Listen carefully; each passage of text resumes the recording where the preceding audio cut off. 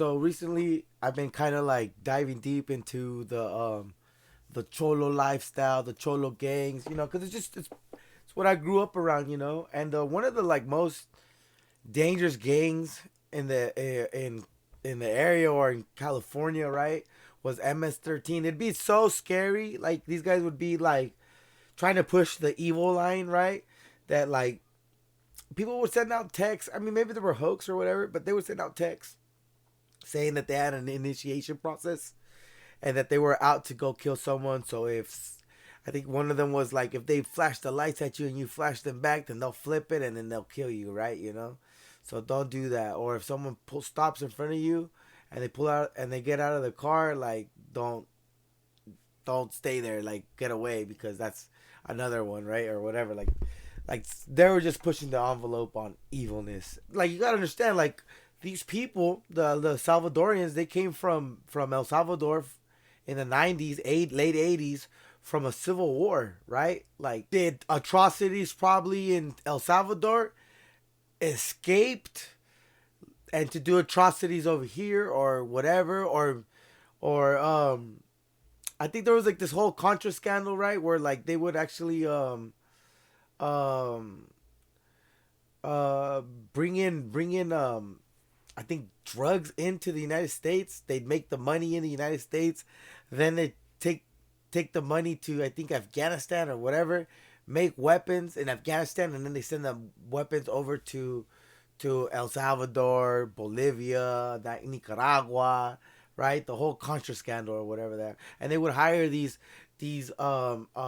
foreigner Latin Americans to come over and work on the fields out here, right? And there was just this huge intertrading of drugs and whatnot, and paying for proxy wars, and that's where these people come from. So like they would live in the inner cities of LA or wherever the hell, gang ridden places, started their own gang because they were Mexicans. They had to swear loyalty in prison to the Mexican mafia, right? Or not, sorry, because they were Mexicans. So American, but because they were Latinos, they would most likely roll with paisas in or the Mexicans in prison, right? In California prisons, at least, right? They were to swear their loyalty to the Mexican mafia, and that's why they added the 13 to their name, right? Because the M is the 13th letter, Mexican mafia. So like all these gangsters that escaped, maybe there were even good people that escaped, right? But they were here in the United States. They were living in South Central LA or whatever, gang ridden, infested ridden places, and was pretty much a problem created by the United States, right? Because they were fueling the drug wars and all that, or not the drugs, but yeah, pretty much the drug wars actually, right? The whole crack epidemic and whatnot, um, um, and then fueling the proxy wars, right? This was a problem created by the United States, which later then the United States sends them back, deports them, and creates an even worse problem for the people in El Salvador, right? Um, so but like there's but so like it's gotten so bad in El Salvador now, right? That there has been a man, I think his name is Bukaki, I think Bukele, sorry, Bukele, fucking Bukaki, my bad. Um, his name is Bukele, and this guy has pretty much, like, I guess he was elected fairly, right? But to keep his power, he got rid of all, like he changed all of Congress into his supporters, and then secured re-election pretty much, and now it's like people are calling him a dictator, but he's literally cleaning up El Salvador. There's a lot to judge about him, but let's take a little dive. Let's take a dive on what this guy is, because like I feel like if the gang problem was to get something too crazy out here, maybe this would happen. I mean, maybe not, because it is America and we have all these rights, and because these guys are, he's rounding all of them up like they're fucking cattle, bro. Pobrecitos, cómo les estamos violando sus derechos en las cárceles. Pobrecitos, cómo les quitamos la colchoneta. Pero no dijeron nada cuando ellos le quitaron la vida a los salvadoreños, cuando ellos le quitaron la tranquilidad a nuestro país. Right there, he's talking about, he's all like, oh, poor them, we're taking their human rights. Poor them, we're doing this to all these. But like, they don't say, oh, poor them, when they're taking the life of these children, of these innocent people, right? So like, he's mocking, this dude's mocking the gangs, right? And man, I mean, I don't like, in some way I feel like, yeah, good riddance. You get tired of that shit. And another part of me as an American is like, fuck, they're really taking their rights like that. But at some point, you know what I mean, enough is enough, right? You know, like, no, I'm not trying to be a hater or whatever, but enough is enough. Cuando ellos han hecho que corra sangre en nuestro país y cuando ellos han hecho que nuestro país no se desarrolle como debería ser, porque cada negocio que abre van y le ponen extorsión. El controvertido. So pretty much, yeah, he's saying these guys are scum. These guys, it's hard for the country to progress when every little store that the people put up, these guys come to extort it, right? Like, it's pretty much what the mafia did. It's like, hey, this is your store. You want to keep your windows not broken? You pay me rent, you know? And that's just how it fucking goes. It's fucked up, really. NAYIB Bukele ha emprendido una guerra contra las maras de El Salvador. Aunque actúan en este país centroamericano, su origen está en los refugiados de la guerra civil salvadoreña que huyeron a Estados Unidos. Los dos principales son la Mara Salvatrucha 13 y Barrio 18, organizaciones muy poderosas a las que el Estado salvadoreño ya intentó combatir anteriormente con la técnica de la mano dura, pero que fracasó en el intento. ¿Cuál es la historia de las maras, las pandillas salvadoreñas enfrentadas a NAYIB Bukele? Oh, do you see that? Like, they're just rounding all of it. You look like this guy, locked up, don't care. Like, that's it. You have no human rights. You look like this guy right here. According to this dude, you're a fucking dog, right? This is fucking crazy, bro. Mara Salvatrucha o MS-13 es una de las pandillas callejeras más famosas y temibles del continente americano. Se fundó en los barrios marginales de Los Ángeles, Estados Unidos, en los años 80, un tiempo en que la guerra civil en El Salvador, Guatemala y Nicaragua obligó a muchas familias a emigrar hacia los Estados Unidos en busca de una nueva vida. Muchos de esos refugiados terminaron asentándose en la principal ciudad de California, encontrando un nuevo hogar en los barrios del este y centro y en el Valle de San Fernando, donde los mexicanos llevaban largo rato creando comunidad. Allí, los amos de la calle eran las pandillas mexicanas, las cuales empezaron a tomar el control sobre los nuevos migrantes, motivando así. Bro, you see that? How they control neighborhoods like that? Where it's like, nah, we're gonna make a portrait, bro, of our ancestors in Los Angeles, Holmes. And this is how they look, bro. Check it out. Red sunset, blue paño. Fucking crazy, güey. El surgimiento de nuevas pandillas. La más fuerte de ellas se llamó Stoner de la Mara Salvatrucha o MSS. Su poder fue tal en California que la solución que Estados Unidos planteó fue la extradición masiva de esos pandilleros hacia El Salvador a mediados de la década de 1990. I was a young homie right there with the faded tattoo, like, or you just got it, like he was a, like, up and comer right there, because all the other motherfuckers are like booted down all crazy, right? You know, crazy. Se estima que unos 4,000 fueron arrestados y deportados. Una solución cortoplacista que a la larga traería consecuencias. Estos mareros llegaron a un país pobre, devastado por la guerra y las familias rotas. This motherfucker knitting right now? No mames. Are they in prison? Was that in prison? Una solución cortoplacista que a la larga traería consecuencias. Estos mareros llegaron a un país pobre, devastado por la guerra y las familias rotas. El caldo de cultivo perfecto para seguir creciendo. Yeah, so pretty much you talked about the history, what I said, right? They grew up, they were immigrants escaping the war, or refugees escaping the Civil War, right? being indoctrinated in the gang life or gang culture in Los Angeles, becoming a menace for the Mexican mafia, and then being deported back and creating creating chaos, destruction, shedding blood, right? What the president was saying here, right? Or dictator, what we're later gonna find out. I don't know if I like them yet. Las maras se hicieron con el control en las calles y comenzaron a reclutar a miles de jóvenes provenientes de familias pobres, cuya única salida era unirse a estas organizaciones que los formaban desde adolescentes. Desde un comienzo, se exige a sus miembros fidelidad absoluta a la Mara y se los entrena para cometer asesinatos, violaciones, secuestros y extorsiones. También existe evidencia de que la pandilla participa en otras actividades criminales más sofisticadas como la trata de personas y el tráfico de drogas. Hoy sus tentáculos llegan a El Salvador, Honduras y Guatemala, donde operan de manera diferencial, sin una comandancia unificada, sino como células o clicas que son bastante autónomas en la toma de decisiones frente a su accionar criminal.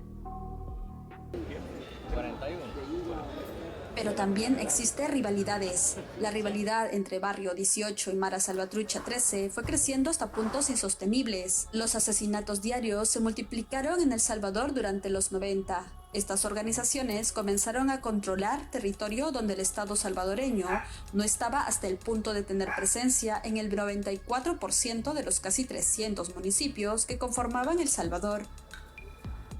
Bajo la presidencia. So they took over 200 of the 300 municipal government areas that was in the entirety of El Salvador, right? Like they were just like they were taking over, right? And wow, this crazy.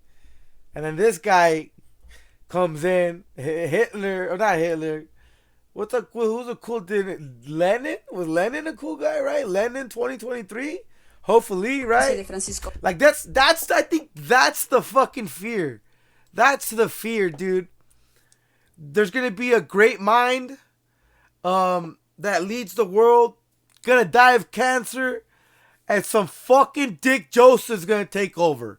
You know what I mean? And I can just see it. You know what I mean? Like fucking hey, dude, like that's just how it works. That's just what happens, you know? Who knows? Time will tell. Let's keep watching. Flores entre 1999 y el 2004, se empezó a recurrir a la táctica de la mano dura, frenar violencia con más violencia. El Estado comenzó una campaña de detenciones masivas en las que también hubo asesinatos a mareros, una política muy cuestionada que además terminó con la vida de cientos de civiles que fueron confundidos como pandilleros o simplemente se vieron en fuego cruzado y que además no sirvió para poner fin a las maras. De hecho, su poder aumentó desde las cárceles, donde pudieron reorganizarse con relativa tranquilidad, ya que normalmente tenían penales exclusivos para cada pandilla. Esta situación hizo que en el 2012 el gobierno buscara una tregua a cambio de beneficios carcelarios, algo que fue muy impopular en la población, a pesar que los asesinatos se redujeron a la mitad entre ese año y el 2014. These guys were having a political junta, it seemed. You know what I mean? Or maybe he was trying to re-indoctrinate the kids and be like, hey, stop. You know what I mean? Who knows? But yeah, once a kid thinks he's a soldier, bro, he ain't gonna get out. And until it's time to do soldier shit. You know what I mean? Like, yeah, tough life. Sin embargo, el final de la tregua en el 2015 convirtió a El Salvador en el país más peligroso del mundo, al alcanzarse la cifra de 105 homicidios por cada 100.000 habitantes. Una situación dramática que empujó a miles de salvadoreños a huir del país por miedo. El poder de la MS-13 creció gracias a ciertas concesiones del gobierno salvadoreño que se vio obligado a pactar con ellos por la escala de violencia que se vivió en el país durante la primera década del nuevo milenio. Los pandilleros recurrieron a la violencia para obtener concesiones del gobierno de El Salvador, alcanzar metas políticas y actuar con retaliación por las acciones del gobierno contra miembros y líderes de la MS-13. Not gonna lie, that was a cool ass fucking cart right there.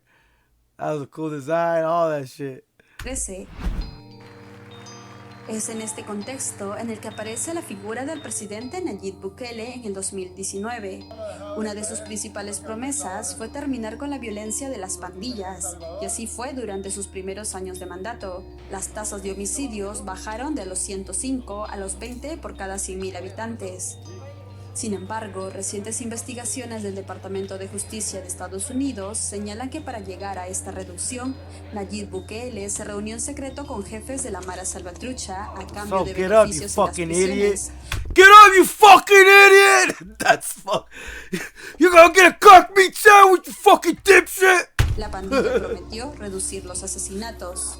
Organizaciones internacionales critican este pacto bajo las sombras entre Bukele y la Mara Salvatrucha. Asimismo, señalan que la reciente condena por terrorismo a los líderes mareros presos en El Salvador es una nueva respuesta desesperada que sigue escalando un conflicto que en su esencia es social al enfrentarlo con un enfoque militarista, y que esto puede tornarse muy peligroso para el país.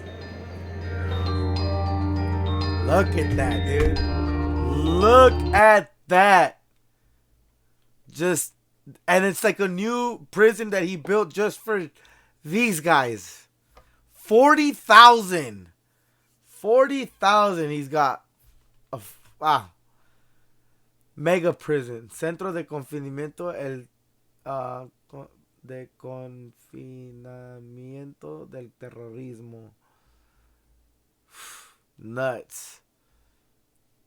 So this guy is calling himself the coolest dictator in the world, right? After people were calling him a dictator.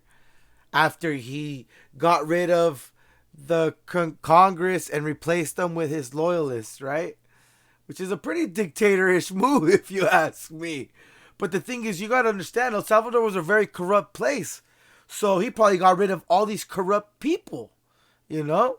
And if they were not corrupt, but they knew the corruption was there, then you were just as bad as them. So he got rid of them, I bet, right? Like, I'm not trying to judge or whatever, but this is my like hindsight, right? Like I don't know what's going on, but this is where like I'm putting in my little 2 cents of things, fucking my novela behind it or whatever the hell, my story, right? Like, the following content has been identified by YouTube community as inappropriate or offensive to some audiences. Crazy. I wish I... Yeah, I don't know. I don't think Lennon... I don't want to disrespect Lennon like that. My bad, eh?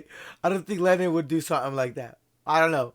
I haven't read much about Lennon, but everyone said that he was great. He was the guy that was doing it right for the whole communist dictator stuff. And yeah, this guy seems like he's a bit of a troll, you know what I mean? So I don't want to be disrespectful to some of the greatest minds in the world, supposedly, right? But still, time will tell. Time will tell, you know? Supposedly, this guy's like a big PR guy. This was done 10 months ago. How long ago has it been since they've been rallying up them prisoners like cattle? Whoo-wee. Right? No, not like history.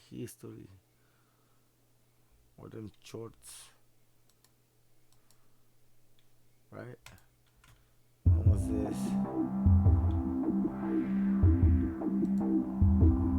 3 weeks ago, 5 days ago, 8 days ago.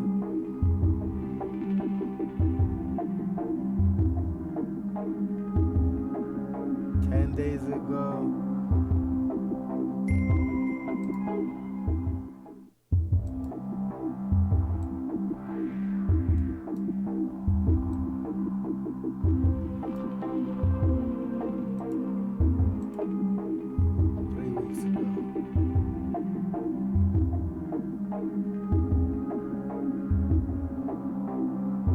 I feel bad for them. I'm Salvadorian, and trust me, these guys don't give a fuck about people. Why feel bad for them? Question mark. My wife is from El Salvador, and she doesn't feel bad about these monsters one bit. They have ruined many innocent lives in that beautiful country. I agree, dude. Like the way that fool was explaining it, The way that fool was like, nah, bro, this is my country. We run this shit right here. You ain't seen my fucking mural, bro? You know what I'm saying? Like, what the? It's fucking crazy, bro. I love this for the people of El Salvador. If you're not Salvadoran, you don't understand what these people have done to our aunts, uncles, cousins, friends, even to innocent people. So their aunts, uncles, and cousin friends are not innocent people. Does setting a bus filled with people on fire and shooting anyone who tried to escape human? Definitely not. That's a monster. No mames way.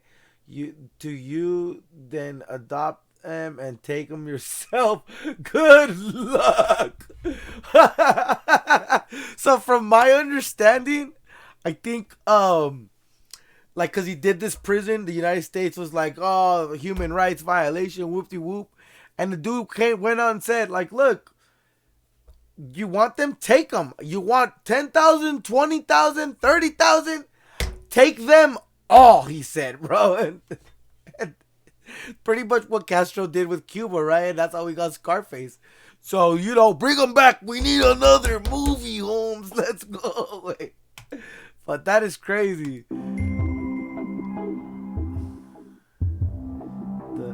First inmates arrive at the biggest mega prison in the world, or in El Salvador.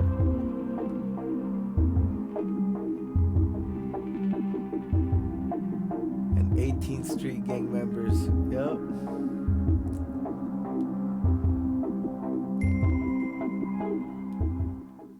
Crazy, crazy, crazy.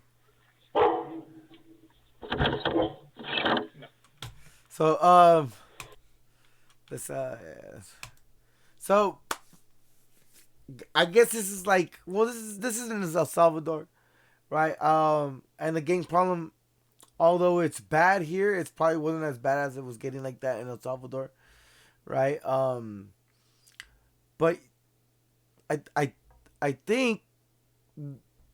I think the gang problem's getting better, at least the gang banging aspect of it, right?